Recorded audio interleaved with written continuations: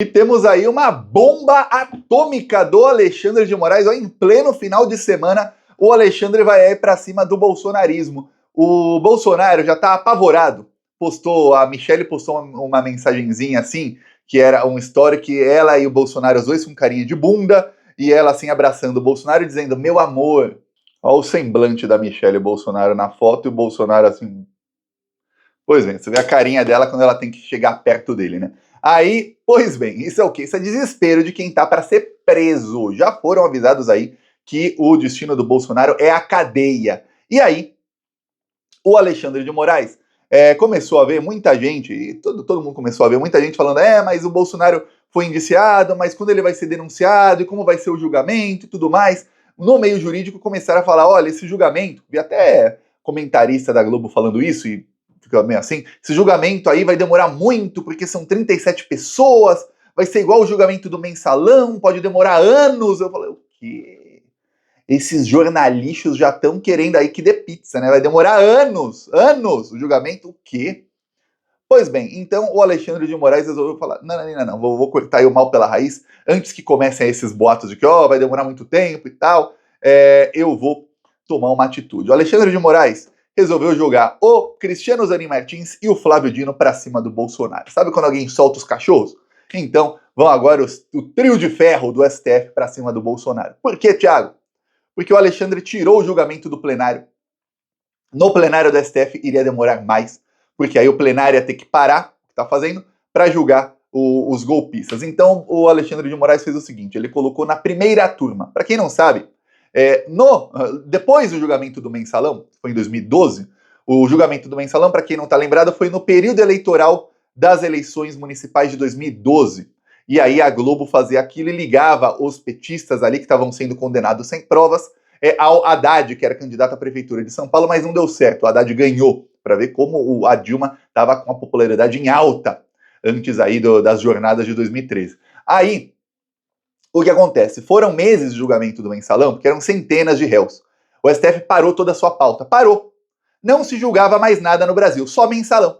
Por quê? Porque a Globo precisava dar matérias aí em período eleitoral para tentar atrapalhar os candidatos do PT, senão o PT ia ganhar metade das prefeituras do Brasil. Essa é a verdade, tá? Aí o que acontece? Depois, criaram duas turmas no STF. São 11 ministros, sem o presidente, e sobram 10. Os outros 10 ficam em duas turmas com 5 ministros cada. E aí, cada uma dessas turmas tem poder de plenário. Então, se a primeira turma ou a segunda turma julgou algo, é como se o plenário tivesse julgado.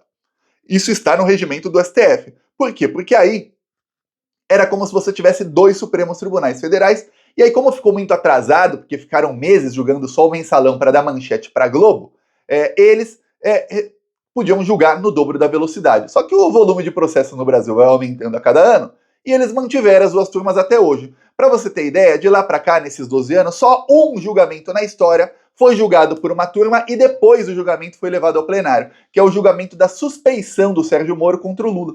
Por quê? Porque o Lula ganhou na segunda turma e aí pela primeira vez na história resolveram pisar na lei e falar: não, vamos julgar no plenário também, que talvez a gente vire. E aí o Lula ganhou no plenário também. Foi até melhor.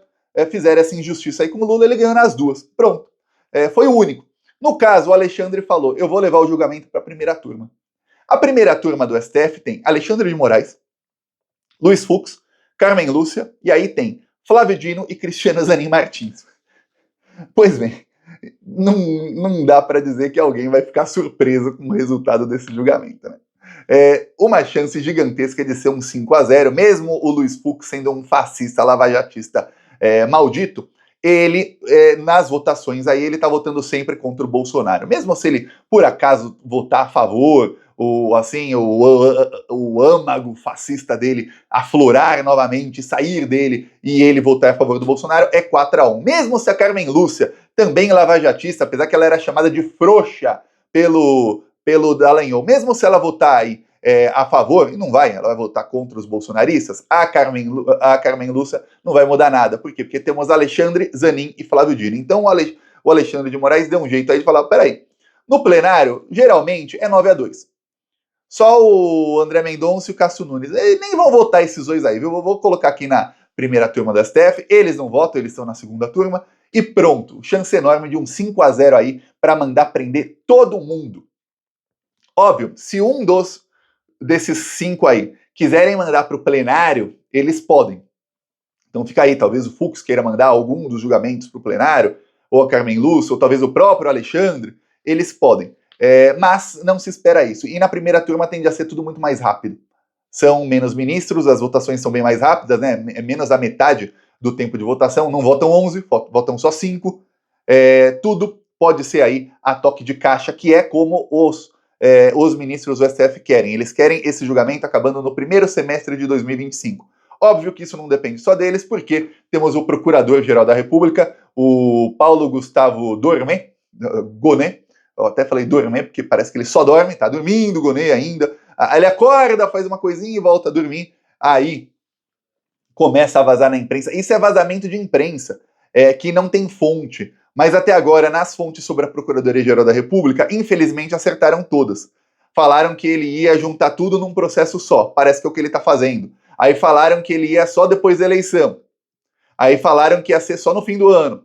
Aí agora falam que é só depois do carnaval. Pois bem, essa é a imprensa ajudando o Gonet a prevaricar. E aí quando eu vejo que essas matérias geralmente saem em blogs de articulistas do Metrópolis e da Globo, que são bolsonaristas, aí dá aquela preocupaçãozinha, né? O Gonet tá prevaricando. Espero realmente que o Lula, caso o Gonet não comece a agir fortemente, não mude aí da água para o vinho, que o Lula tire o Gonet em setembro do ano que vem. Lembremos, o Gonet tem mais 10 meses de mandato apenas, e que aí em setembro do ano que vem o Lula coloca aí, tem vários nomes melhores aí que o Gonet, entre eles, eu sempre falei aqui, o procurador aí do Tribunal de Contas da União, do MP de lá, que é o Lucas Furtado, que sempre foi para cima dos lavajatistas e dos bolsonaristas, mesmo no governo Bolsonaro, mesmo quando o Moro era super-ministro do Bolsonaro. E agora também já pediu aí o bloqueio de 56 milhões de todos os indiciados, ou seja, o cara não dorme em serviço. Já o Gonet, meu Deus, vamos esperar aí o Gonet. Mas os ministros acreditam que mesmo a denúncia sendo feita em fevereiro, eles conseguem julgar tudo até junho. Vou falar, 4 meses para você fazer a fase de instrução, a defesa das partes, sendo que essas partes têm advogados milionários, advogados que eles pagam milhões e que sabem como atrasar um processo. Vou falar, achar que isso vai durar 4 meses é difícil, viu? Bem difícil. Mas o fato sendo na primeira turma apenas, os ministros conseguem ali, tem prazo, e fim. Porque no judiciário brasileiro, o que acontece é o seguinte, o juiz dá prazo ali de 10 dias, aí os advogados, 10 dias são úteis, né? Aí tem feriado, não sei o quê, 10 dias são 2 semanas, né? De segunda a sexta que conta, aí tem um feriado, já é mais de 2 semanas, ou seja, dá 15, 16, 17 dias.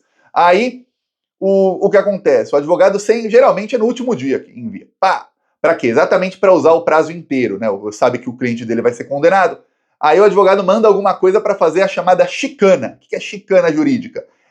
Se você já viu Fórmula 1, tem lá chicane, que é quando o carro ele faz assim, né? É um S bem curto que tem que ser baixa velocidade. Chicana jurídica é o mesmo, é para travar o processo e para demorar. E aí os advogados sabem fazer isso. Se o juiz não quer, e no caso na primeira turma são poucos, o relator é o Alexandre de Moraes, ele não vai deixar, ele já vai falando, não vai ter mais prazo para isso não, que eu sei que você está fazendo chicana. Eu lembro no julgamento do Mensalão, essa era a palavra mais utilizada aí pelo Joaquim Barbosa. E por outros ministros. Aí os juízes mandam, na parte do prazo do juiz, que é o que mais demora no jurídico brasileiro, né, na justiça brasileira, é quando o juiz tem tempo que quiser para dar sentença. Aí o juiz demora 6 meses, 1 ano, 2 anos às vezes. Nesse caso aí, essa parte eles fazem rapidamente. Eles vão lá, em 1 semana tá pronto. E aí, pronto, condena-se e aí já pode prender todos esses bandidos. O que o STF quer é o seguinte, é que na pior das hipóteses, acabe o julgamento em 2025, para que todo mundo esteja preso mais tardar 2025, porque eles não querem entrar no ano eleitoral. Eu fico pasmo com a cara de pau desse pessoal aí, que quando era para prender petista sem prova, quando era para pausar vamos paralisar todo o STF, não se julga mais nada no Brasil. Vamos julgar aqui só o mensalão contra os petistas. Era em período eleitoral, aí não tinha problema sem ano eleitoral, sem período eleitoral. E lembremos, dos ministros que tinham lá, quase todos indicados pelo Lula e pela Dilma, tá? só traidor. Indicava um traidor atrás do outro, com um procurador-geral que tinha sido indicado pela Dilma poucos meses antes. E aí eles ferrando ali, prendendo petistas sem provas, prenderam o Zé Dirceu, Genuíno, era um atrás do outro ali. Estavam passando o trator em período eleitoral. Não era nem que era ano eleitoral, não. Era no período eleitoral, no meio da campanha. Aí quando é contra Bolsominion, quando é contra fascista, aí é assim, o diretor-geral da Polícia Federal enche a boca para falar que, olha, a minha Polícia Federal não faz espetáculo. Você pode ver que não tem fotos dessas prisões, não tem vídeos, não tem nada. Quando era contra petista tinha foto, tinha vídeo, tinha tudo. Tinha o japonês da Federal lá com todo mundo, não tinha. E aí o que acontece? Isso cria no imaginário da população aquilo, petista é tudo bandido, porque você vê a foto do cara sendo preso, algemado, você vê a foto lá do cara com o japonês da Federal, e aí criava aquilo no imaginário da população. Quando chega à esquerda, você vê como a esquerda é ruim de comunicação, até numa coisa tão simples. O cara enche a boca para falar que não faz. Era para ter o Tenente Coronel Cid algemado, com carinha de bunda, assim. Era para ter o cara quer ser preso fardado, prenda ele fardado. Teve um coronel que falou que queria colocar a farda. Aí os policiais meio que riram, porque, pô, não vai ter foto essa prisão. Não tem foto na Polícia Federal do Andrei Rodrigues. Excelente aí o trabalho deles de investigação. Demorou muito, mas excelente. Só que uma coisa simples de comunicação, que seja preso fardado para a população inteira, ver e falar, ó, militar é bandido também. Não pense que militar salva, que na época da ditadura não tinha corrupção. Ó, é bandido, ó, o cara aí, ó, general preso de farda.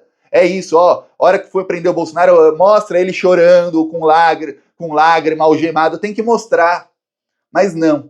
Até nisso, quando é contra petista é de um jeito, quando é contra a extrema-direita é de outro. Quando é contra a extrema-direita, não vamos denunciar o Bolsonaro agora porque é período eleitoral. Pô, mas não é nem eleição para presidente, é eleição municipal. Não, mas não pode. Oh, não podemos também julgar em 2026 porque é ano eleitoral. O julgamento não pode ser em janeiro, fevereiro, março, abril, maio. Não, porque, nossa, daqui tantos meses tem eleição. Aí você vê o tamanho da hipocrisia, que é a lei assim. Para petista é uma lei, que é o primeiro prende, joga a chave fora, depois a gente vê se é inocente. Para gente de direita, e olha, até da extrema direita, a lei é assim, não, primeiro a gente vê, investiga direitinho, acha todas as provas, mas tem que ser bem meticuloso, hein? Não pode ter um pinguinho assim faltando em um i, porque se faltar um pingo num i, podem anular lá na frente, hein? Aí depois que a gente tiver todas as provas, que tiver vídeo, áudio, mensagem de WhatsApp, tiver ali a localização dos celulares, tiver ali a prova cabal por A mais B mais C com documento e tudo, aí a gente indicia, para depois denunciar, para depois o julgamento, talvez, se der tudo certo, ser preso, mas se der errado e entrar no ano eleitoral, nossa, ano eleitoral, aí já não sei, olha só o tamanho da hipocrisia que é nesse país. Felizmente aí, parece que esse último atentado aí do STF e a eleição do Trump fizeram a água bater no bumbum de alguns ministros do STF, e aí eles resolveram fazer isso também com o Procurador-Geral da República. A água bater no bumbum é quando você está entrando lá no mar, ou numa piscina gelada, a água está gelada, aí bate aqui, ó, tem um lugar que bate no bumbum, você faz, opa, ai. É isso. E aí eles levaram um susto e perceberam, pô, ou agora a gente vai de vez, ou não vai. Então, começaram aí de vez. Esperemos aí, saiu nessa semana, saíram notícias dizendo que o Gonê e o Alexandre estavam ali pensando numa prisão preventiva de alguns dos alvos, os principais. Espero que sim. Espero que prendam e julguem com eles já presos, tá? Que sejam julgados já presos. Vão ser condenados mesmo. Alguém tem dúvidas de que eles serão condenados? Ninguém tem. Então já leva pra jaula antes, que cada dia que eles estão soltos é mais um dia que os golpistas pensam, pô, pode fazer o que quiser, ó, foi preso meia dúzia ali semana passada, né? Foi essa semana, mas a partir do segundo eles falam semana passada, e aí, pô, é só meia dúzia, pô. Quantos de nós somos bolsonaristas? 58 milhões. Quantos foram presos? 5, pô. Vambora tentar mais golpe. É isso, viu? É isso. E você vê que eles estão bem assanhadinhos querendo golpe. Eu peço a sua inscrição no canal. Vamos seguir aqui na luta contra essa corja maldita e falou!